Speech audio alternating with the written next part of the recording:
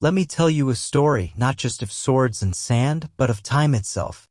Long ago in ancient Persia, a young prince marched with his father, King Shahriman, on a grand conquest into India.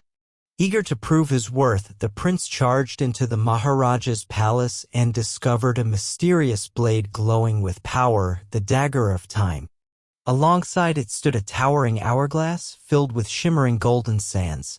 Treasures beyond measure were taken, including the hourglass and dagger.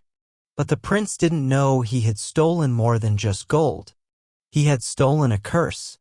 They returned to the kingdom of Azad, bringing their spoils to a powerful sultan. But with them came danger. The sultan's trusted advisor, the vizier, was not what he seemed.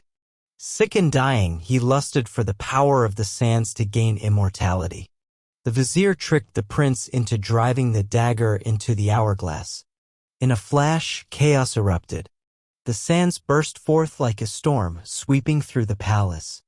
Every living soul was turned into a sand monster, twisted, hollow, and hungry.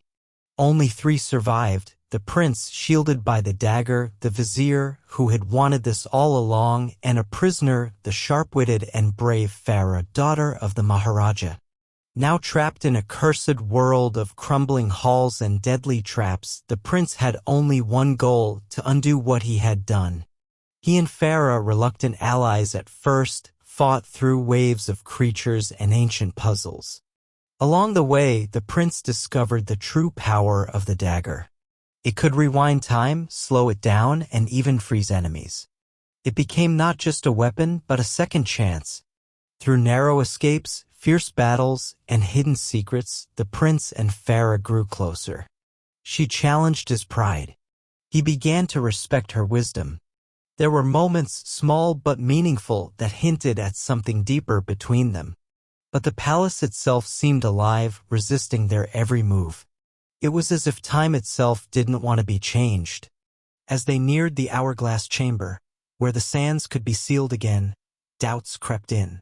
The prince, weighed down by guilt and fear, began to question Farah's motives. Could he truly trust her? And just when trust had finally blossomed, it was broken. One night, while resting in a hidden oasis, Farah and the prince shared a rare, peaceful moment. But by morning, she was gone, vanished, leaving only the dagger and a message. Heartbroken, the prince pressed on alone. His once clear mission was now clouded by grief and fury. But he knew one thing: he had to stop the vizier and set things right. At the top of the tower, under the stormy sky, the vizier waited. No longer a servant, he had become something darker, something eternal.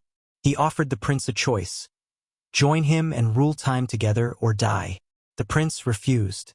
With all the strength left in him, he fought. The battle was fierce. Steel against magic, rage against corruption. But in the end, the prince struck true. The vizier fell, and the dagger was in his hands once more. Now came the hardest choice of all. The prince could keep the dagger. He could be a god.